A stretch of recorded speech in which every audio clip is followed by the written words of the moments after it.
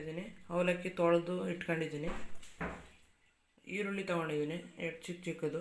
ಒಂದು ಸ್ವಲ್ಪ ಕರಿಬೇವು ತೊಗೊಂಡಿದ್ದೀನಿ.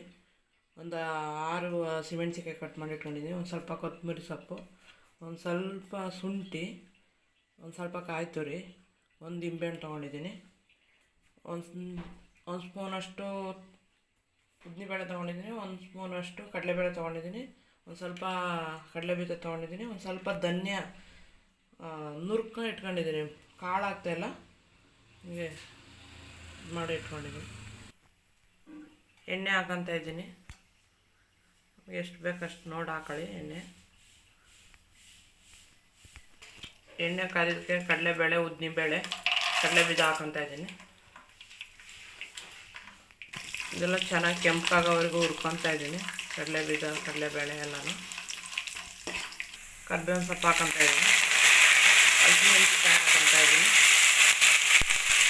ಈರುಳ್ಳಿ ಹಾಕೊತ ಇದ್ದೀನಿ.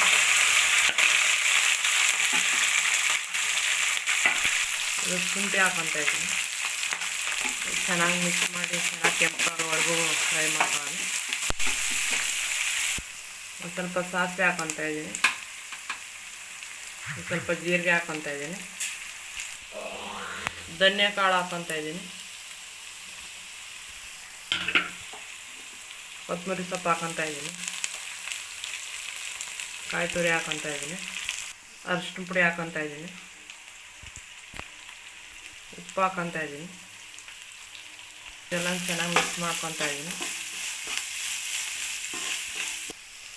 ಒಂದು ಸ್ವಲ್ಪ ಕಾಫಿ ಸಕ್ಕರೆ ಹಾಕೊತ ಇದ್ದೀನಿ.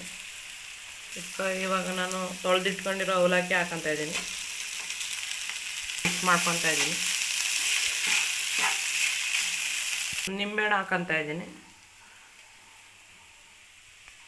ಚೆನ್ನಾಗಿ ಮಿಕ್ಸ್ ಮಾಡ್ಕೊತ ಇದ್ದೀನಿ. ನಿಂಬೆಹಣ್ಣು ಹಾಕೊಂಡು